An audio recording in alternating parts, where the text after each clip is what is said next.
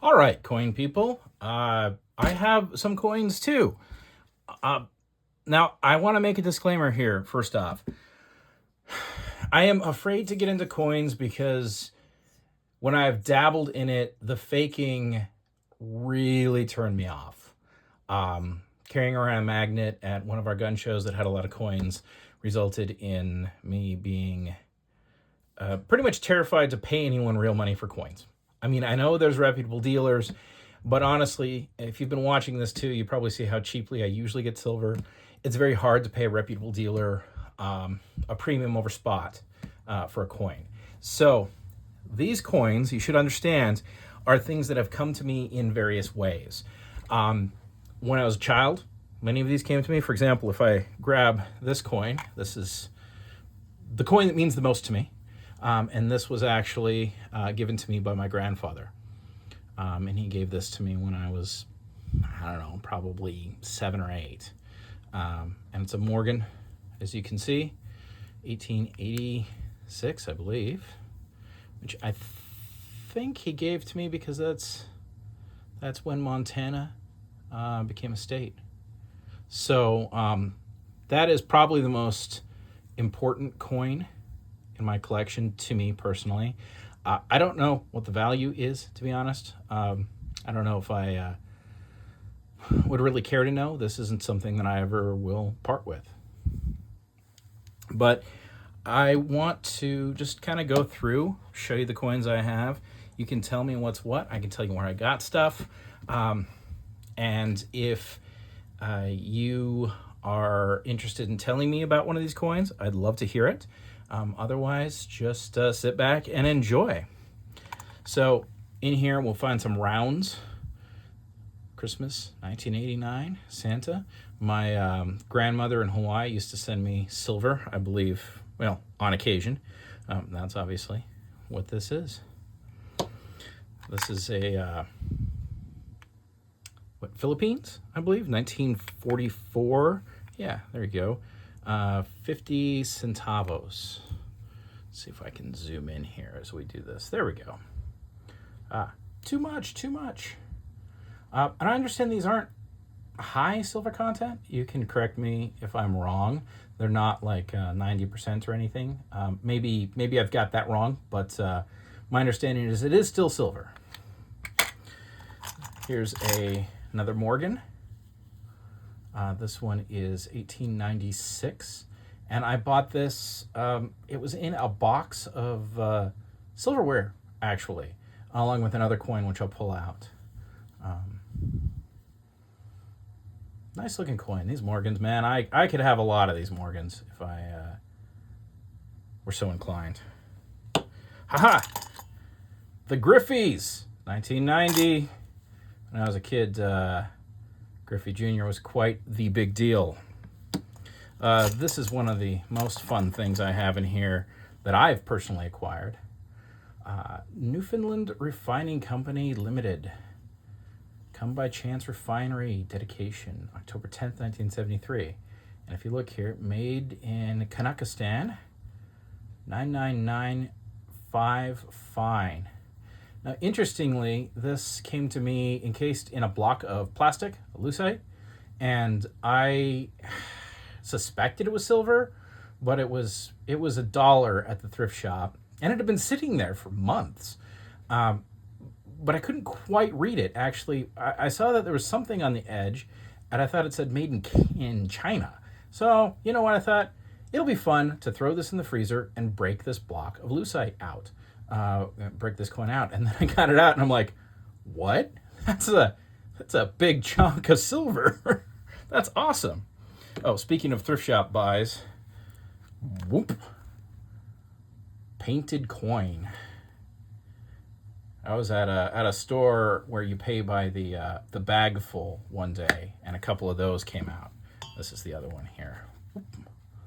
2000. I find them tacky and kind of ridiculous, but hey, they're silver rounds. This is my only gold coin, 1997. My parents gave that to me one Christmas. They knew that gold was absurdly cheap. So they thought they would buy myself and my brother each a gold coin. He got the Krugerrand, and I got the Eagle. Or, yeah, Eagle. Is that what you call these?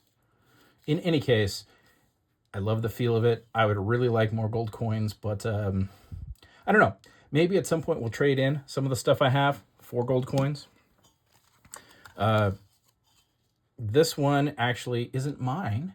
This belongs to my daughter, in the grand tradition of grandparents everywhere, sending their grandkids silver coins, which I think is definitely a good tradition. This is kind of a fun thing. This is not fine silver. It's not a round. This is, if you look on the edge here, sterling. Yeah, there it is, sterling. Which, I mean, for finding it in the bottom of a bin at a thrift shop for $0.25, it's pretty cool. I don't know how I feel about this. I feel like there's probably a lot of grandparents in the 80s that kind of overpaid for such objects. And I don't know. I feel bad about that, but I feel good that I found a chunk of sterling for $0.25. All right. If we keep going here. 43 war nickel, I believe, which has some silver content in it. Remember I said my grandmother in Hawaii would send us coins or rounds. Here's man, these are beautiful. These so this was in a belt buckle at the thrift shop, and I paid $2 for it.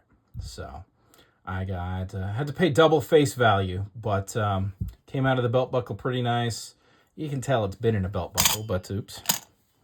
But honestly, I think it's such a pretty thing that I would like to have more of these. But again, I worry about fakes. Now I don't worry about fakes when I pull them out of a belt buckle, which which is a nice thing. And then we have another Morgan, which was also out of... Now, I paid $5 for this belt with this belt buckle. But always keep an eye on the belt bin, because there's a bunch of old buckles out there with silver dollars in them. And sometimes the thrift shops don't know it. Okay, what else? Oh, hey, a bunch of scrap in there. You guys probably don't care about that scrap. We've got a Roosevelt dime, 1963. Probably got that in change, because sometimes I still get these things in change. Like I know I got this puppy right here in change, which I think 64. So, and my understanding is these were painted usually for like jukeboxes. So they were like called a house coin, when you needed to drop money in the jukebox, but you wanted it back because you weren't paying the jukebox. So say you're bartending and you got a jukebox, nobody's plunked money in it, so it's not playing music. You throw this in here, and then when the owner of the jukebox comes by, he pulls out all of your painted coins and gives them back to you. Probably also for laundromats. I believe laundromats would do sort of the same thing. Remember I told you I bought a box of silverware that had some silver with it? This is another one, 1909. And this, I believe, is stamped Freemason. And I forget what this is. This is a quarter, I think. Yeah, $0.25. 1909, $0.25. Now, I'm not sure what's going on with that little plaque there. Let's see if I can zoom in. Yeah, if anyone knows what that means, I would love to know. I have not been able to really find much. Although, if I'm honest, I haven't really seriously dug in on this one yet. What else do we have? We have... that's cool. Oh, is this one of those Libertads? Is that one silver? What year is this? 64. I believe I got this out of... My aunt always had a box of old coins, and when my brother and I would visit, we could pick out a coin. And I think this came from there. Now, I don't know if this one is silver. If you can mention in the comments whether or not these are silver in 1964, I'd love to verify that. Because some of these foreign coins I'm not so sure on. Like, you know, I found a 1956 quarter somewhere. I don't know where that one came from, or what do we got here? We've got a Roosevelt dime, 64.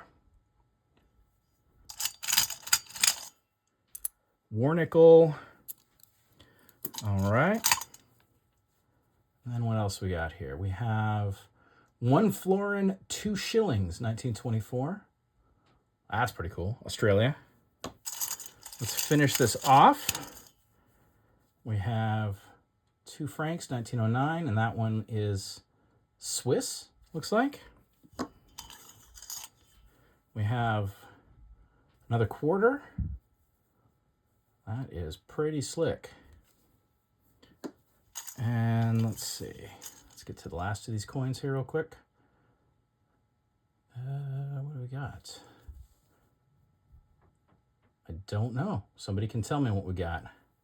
Canadian, maybe? And let's just pull these last ones out of here. Ah, love that sound. All right, so we've got a 58 dime, a Canadian quarter, and